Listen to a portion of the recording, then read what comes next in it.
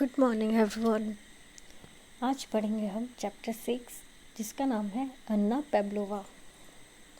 तो अन्ना पेब्लोवा एक ballot dancer थी जो कि पूरे वर्ल्ड में फेमस थी उसके डांस की वजह से। ओके, तो let us start the chapter. The music began and the theatre became dark. Music बचा और जब म्यूज़िक बचा तो थिएटर जिसको एक हॉल या रूम बोलते हैं, जो कि बहुत सारे सीट्स होते हैं और उसमें म्यूज़िक परफॉर्मेंस होता है या फिर ड्रामा परफॉर्मेंस होता है, उसका थिएटर बोला जाता है। वो अंधेरा हो गया। The curtains parted and the beautiful ballet dancers came out on to the stage of a theatre in Russia. The curtains parted मतलब कर्टन्स पर्दे को बोलते हैं। पर्दा अलग होना होता है ना, जब थिएटर में आप जाते हो देखने मूवी या कुछ, तो पर्दा अलग हो जाता है, दोनों इधर एक उधर एक, है ना। तो वैसे हुआ। And the beautiful ballet dancer मतलब एक डांस स्टाइल है जो कि स्टेज में आए थिएटर के, जो कि रसिया में था। रसिया के एक थिएटर में ये स्टेज परफॉर्मेंस हो रहा था जो ये लोग देखने गए थे। They were performing a magical tale of the sleeping beauty. वो लोग क्या परफॉर्म कर रहे थे? एक मैजिकल टेल मतलब एक मैजिकल स्टोरी जो कि स्लीपिंग ब्यूटी के बारे में था। स्लीपिंग ब्यूटी मतलब एक फेरी टेल था जो कि ब्यूटीफुल प्रिंसेस सोई हुई थी 100 साल तक, जब तक प्रिंस आके उसको ना उठाया था। Okay. An 8 years old girl was sitting in the audience. एक 8 साल की बच्ची उसी ऑडियंस के अंदर बैठी हुई थी। ऑडियंस मतलब जो ये परफॉर्मेंस देख रहे थे उनको ऑडियंस बोला जाता है। ऑडियंस के बीच जो बैठी थी 8 साल की बच्ची, उनके बारे में बात किया जा रहा है। She was enchanted by what she saw. वो एन्चांटेड मतलब वेरी डिलाइटफुल, मतलब बहुत खुश होना। वो जो भी देख रही थी उसको बहुत मज़ा आ रहा था, खुश हो रही थी वो। She decided at that moment to become a ballet dancer one day. वो उसी टाइम ही डिसाइड कर ली कि एक दिन उसको बैलेट डांसर बनना है। मैं कैसे भी करके एक दिन बैलेट डांसर बनूंगी, सोच ली थी उसी टाइम ही। She did not know then that she was wrong going to become a greatest dancer of a time. उसको बिल्कुल भी नहीं पता था कि उसके टाइम में, मतलब वो जब बड़ी हुई, उसके टाइम की एक सबसे ग्रेटेस्ट डांसर होगी, वो सबसे बड़ी डांसर वही होगी बोल के, तब उसको ये पता नहीं था। अन्ना begged her mother to let her take ballet lessons. अन्ना उसकी मम्मी से जिद करने लगी, बहुत मतलब रिक्वेस्ट भी करने लगी कि उसको बैलेट सीखना है, बैलेट क्लासेस करना है। But the imperial theatre school of ballet did not admit students below the age of 10। लेकिन जो स्कूल था, बैलेट डांस का स्कूल था, imperial theatre school of ballet, वो कोई भी बच्चे को जो 10 साल की छोटे होते थे उनको एडमिट नहीं करते थे। एडमिट मतलब अलाउ करना, कोई स्कूल में या कोई चीज़ के लिए अलाउ करने को एडमिट बोलते हैं। Little Anna had to wait for 2 full years before she could start learning ballet. उसको कैसे भी करके पूरा 2 साल रुकना था ताकि वो बैलेट स्कूल ज्वाइन कर पाए, क्योंकि वो 10 साल की छोटी थी, वो तो 8 साल की थी ना। Once teacher Nicholas too came to watch the children dance. एक दिन क्या हुआ, टीचर निकोलस टू आए थे चिल्ड्रन के बच्चों के डांस देखने। He was so pleased with Anna that he lifted her up and kissed हर। वो इतना खुश हुए उससे, अन्ना से, कि उसको उठा के उसको एक किस किए। Very soon she began to get a lot of attention at the annual people's performance. बहुत ही जल्दी वो बहुत लोगों से उसको मतलब अटेंशन मिला। एनुअल परफॉर्मेंस के टाइम उसको बहुत अटेंशन मिला, सब उसको देख रहे थे, सब उसके बारे में बात कर रहे थे। Okay, turn over the page. In 1899 Anna finished her training and joined one of Russia's biggest theatre as a dancer. 1899 में अन्ना ने रसिया के बिगेस्ट थिएटर में ज्वाइन किया एज ए डांसर के हिसाब से वो ज्वाइन की। She became the main dancer और प्राइमा बेरलिना इन 1906। 1906 में वो सबसे मेन डांसर बनी। One of her most famous dances was the one in which she perform the part of dying swan. उसके सबसे मोस्ट फेमस डांस ये था, सब डांस में से सबसे फेमस डांस ये था जब वो डाइंग स्वान का पार्ट की थी, परफॉर्म की थी, डाइंग स्वान पार्ट का परफॉर्म की थी dance. In 1907 she went on a tour of northern Europe. 1907 में वो नॉर्दर्न यूरोप का टूर में गई। People everywhere were excited to see her dance. हर तरफ के लोग बहुत ही एक्साइटेड थे उसके डांस देखने के लिए। सब उसको पहचानते थे, वो बहुत ही फेमस डांसर थी, तो सारे लोग उसके डांस को देखने के लिए बहुत ही ज़्यादा एक्साइटेड थे। Newspaper said that she dance like an angel.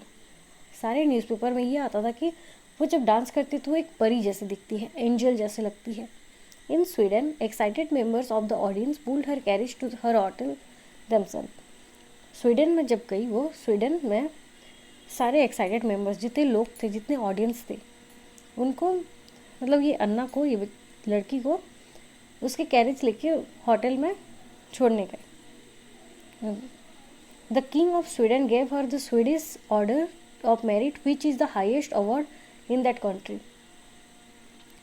जो स्वीडन के किंग थे, जो स्वीडन के राजा थे, वो स्वीडिश और ऑर्डर ऑफ मेरिट, जो कि सबसे बड़ा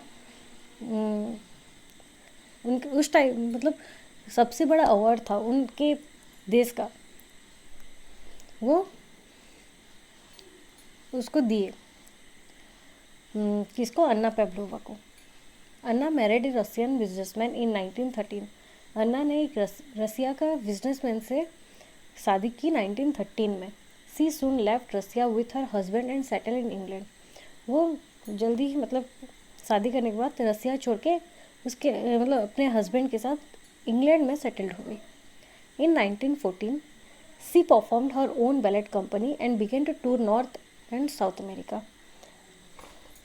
1914 में उन्होंने एक खुद का बैलेट कंपनी खोला, और फिर टूर में गए। टूर मतलब किसको बोलते हैं? जब परफॉर्मर्स जगह जगह जाके अपना परफॉर्मेंस करते हैं, बहुत टाइम तक रुकते हैं, बहुत टाइम मतलब हर जगह परफॉर्म करते हैं, उसको टूर बोलते हैं। कहाँ कहाँ गई टूर में? नॉर्थ अमेरिका और साउथ अमेरिका में। She also tour Japan, China, India and Africa. वो जापान, चाइना, इंडिया, अफ्रीका में भी टूर करने गई थी।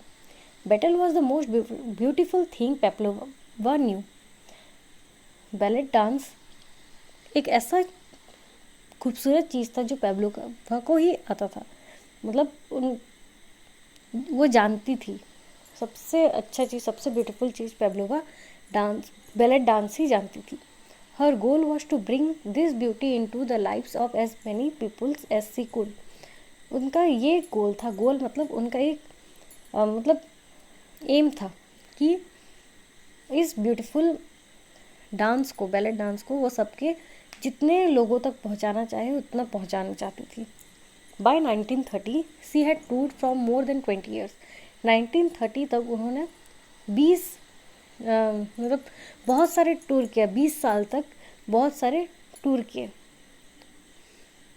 मतलब 20 साल तक टूर किए वो। The strain began to make her weak. Strain मतलब प्रेशर, ये सब प्रेशर उनको वीक बना दिया, मतलब पूरा दुर्बल हो गए। She caught a cold during the train journey in Holland that soon developed into pneumonia. वो जब हॉलैंड जा रहे थे ट्रेन में, तो उनको तब मामूली सा कोल्ड हुआ, मतलब सर्दी हो गया था, और बाद में पता लगा कि मतलब सर्दी से निमोनिया हो गया। निमोनिया एक बीमारी है जिसके लंग्स का बीमारी है, जो सांस लेने में बहुत प्रॉब्लम करता है। On 23 January 1931 Anna Pavlova died in the Hague, the capital of Holland. 23 जनवरी 1931 को अन्ना पेव्लोवा का डेथ हो गया हॉग में, जो कि हॉलैंड का कैपिटल है।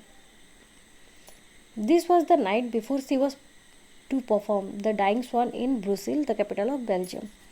ये उस दिन के पहले रात है जिस दिन वो द डाइंग स्वान परफॉर्म करने वाली थी ब्रुसेल में, जो कि बेल्जियम का कैपिटल है। मतलब जिस दिन रात को, मतलब जिस दिन उनका रात को डेथ हुआ, उसके अगले दिन उनको द डाइंग स्वान का परफॉर्म करना था डांस ब्रुसेल में, जो कि बेल्जियम का कैपिटल था। But that performance was not cancel, लेकिन फिर भी परफॉर्मेंस कैंसिल नहीं हुआ। All the dancer in our group took their place on stage and dance their parts.